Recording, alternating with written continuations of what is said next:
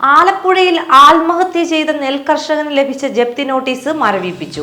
പരമാവധി ഇളവുകൾ നൽകി തീർപ്പാക്കാനും മന്ത്രി കെ രാധാകൃഷ്ണൻ നിർദ്ദേശം നൽകി.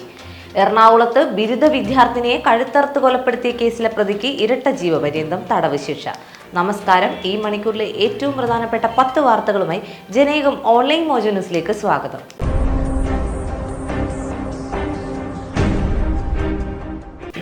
ആലപ്പുഴയിൽ ആത്മഹത്യ ചെയ്ത നെൽകർഷകന് ലഭിച്ച ജപ്തി നോട്ടീസ് മരവിപ്പിച്ചതായി പട്ടികജാതി പട്ടികവർഗ വികസന വകുപ്പ് മന്ത്രി കെ രാധാകൃഷ്ണൻ അറിയിച്ചു. പട്ടികജാതി പട്ടികവർഗ വികസന കോർപ്പറേഷൻ നൽകിയ വായ്പ പരമാവധി ഇളവുകൾ നൽകി തീർപ്പാക്കാനും കോർപ്പറേഷന് മന്ത്രി നിർദ്ദേശം നൽകി. കഴിഞ്ഞ നവംബർ 11-നാണ് പ്രസാദ് ആത്മഹത്യ ചെയ്തത്. എറണാകുളം വാഴക്കുളത്ത് ബിരുദ വിദ്യാർത്ഥിനിയെ കഴുത്തറുത്ത് കൊലപ്പെടുത്തിയ കേസിൽ പ്രതിക്ക് ഇരട്ട ജീവപര്യന്തം തടവ് ശിക്ഷ. മുൻഷിദാബാദ് സ്വദേശി ബിജു മൊല്ലയെയാണ് പറവൂർ അഡീഷണൽ സെഷൻസ് കോടതി ശിക്ഷിച്ചത്. 2018 ജൂലൈ 30-നായിരുന്നു കേസിനാസ്പദമായ സംഭവം നടന്നത്. തടിയിട്ടപ്പറമ്പ് പോലീസ് സ്റ്റേഷൻ പരിധിയിൽ അന്തിനാട് നിമിഷ തമ്പിയെയാണ് മോഷണ ശ്രമത്തിനിടയിൽ പ്രതി കഴുത്തറുത്ത് കൊലപ്പെടുത്തിയത്. പമ്പയിൽ KSRTC ബസിന് തീ പിടിച്ചു. പുലർച്ചെ 6-ഓടെയാണ് സംഭവം. ഹിൽ വ്യൂവിൽ നിന്നും ആളുകളെ കയറ്റാൻ ബസ് സ്റ്റാൻഡിലേക്ക് കൊണ്ടുവരുന്നതിനിടയിലാണ് തീപിടുത്തമുണ്ടായത്. ആളപായമില്ല. അപകടത്തെ തുടർന്ന് ഫയർഫോഴ്സ് എത്തി തീയണച്ചു. അപകട സമയത്ത് ഡ്രൈവറും കണ്ടക്ടറും മാത്രമാണ് ബസ്സിലുണ്ടായിരുന്നത്. ഷോർട്ട് സർക്യൂട്ടാണ് അപകട കാരണമെന്നാണ് പ്രാഥമിക നിഗമനം.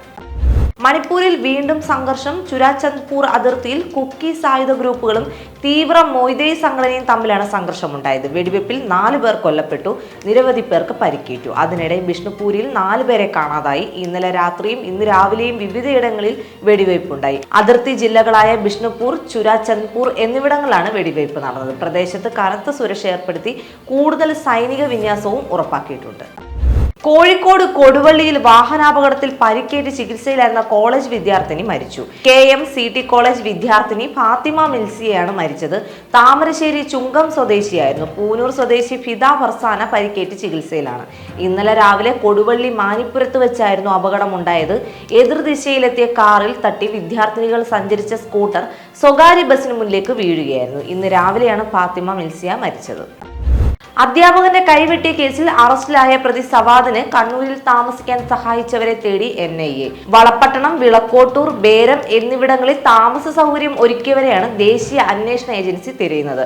അതേസമയം ഷാജഹാൻ എന്ന പേര് മാറ്റിയെങ്കിലും ഇളയ കുട്ടിയുടെ ജനന സർട്ടിഫിക്കറ്റിൽ സവാജ് എന്ന് ചേർത്തിരിക്കുന്നതാണ് NIA അന്വേഷണത്തിൽ നിർണായകമായത്. ഇതിനു പുറമെ സവാദിന്റെ ശരീരത്തിലെ മുറിപ്പാടുകളും നിർണായകമായി. 8 വർഷം മുമ്പ് വിവാഹം ചെയ്ത ശേഷം സവാദ് കേരളം വിട്ടിട്ടില്ലെന്നാണ് സൂചന. യൂത്ത് കോൺഗ്രസ് സംസ്ഥാന പ്രസിഡന്റ് രാഹുൽ മാങ്കൂട്ടത്തിലിനെ അറസ്റ്റ് ചെയ്തതിൽ പ്രതിഷേധിച്ച് സംഘടനാ സെക്രട്ടേറിയറ്റിലേക്ക് നടത്തിയ മാർച്ച് ഉദ്ഘാടനം ചെയ്ത ഷാഫി പറമ്പിൽ MLA-ക്കെതിരെ കന്റോൺമെന്റ് പോലീസ് കേസെടുത്തു. യൂത്ത് കോൺഗ്രസ് നേതാക്കളായ സുധീർ ഷാ, നേമം ഷജീർ, സാജു, അമർദാസ്, മനോജ് മോഹൻ എന്നിവർക്കും തിരിച്ചറിയാവുന്ന 150 പേർക്കെതിരെയുമാണ് കേസെടുത്തത്. ഗതാഗത തടസ്സം സൃഷ്ടിക്കൽ, അന്യായമായി സംഘം ചേരൽ എന്നീ കുറ്റങ്ങൾ ചുമത്തിയാണ് യൂത്ത് കോൺഗ്രസ് പ്രവർത്തകർക്കെതിരെ കേസെടുത്തിരിക്കുന്നത്. സെക്രട്ടേറിയറ്റ് മാർച്ചിനിടെ നടന്ന അക്രമങ്ങളുമായി ബന്ധപ്പെട്ട് അറസ്റ്റായ യൂത്ത് കോൺഗ്രസ് അധ്യക്ഷൻ രാഹുൽ മാങ്കൂട്ടത്തിലിന്റെ ജാമ്യ ഹർജി ജനുവരി 17-ന് പരിഗണിക്കും. തിരുവനന്തപുരം പ്രിൻസിപ്പൽ സെഷൻസ് കോടതിയാണ് പരിഗണിക്കുക. തിരുവനന്തപുരം കന്റോൺമെന്റ് പോലീസ് പത്തനംതിട്ട അടൂരിലെ വീട്ടിൽ നിന്നാണ് രാഹുലിനെ കസ്റ്റഡിയിലെടുത്തത്. Tamil Nadu BJP president K. അണ്ണാമലയ്ക്കെതിരെ പോലീസ് കേസെടുത്തു. കത്തോലിക്ക പള്ളിയിൽ യുവാക്കളുമായി വാക്കേറ്റത്തിൽ ഏർപ്പെട്ടതിനെ തുടർന്നാണ് അണ്ണാമലയ്ക്കെതിരെ ധർമ്മപുരി പോലീസ് കേസെടുത്തത്. ബൊമ്മിടി സെന്റ് ലൂർദ് പള്ളിയിലാണ് BJP അധ്യക്ഷൻ യുവാക്കളുമായി വാക്കുതർക്കമുണ്ടാക്കിയത്. മതസ്പർദ്ധ ഉണ്ടാക്കാൻ ശ്രമം അടക്കം വകുപ്പുകൾ ചുമത്തിയാണ് കേസെടുത്തിരിക്കുന്നത്.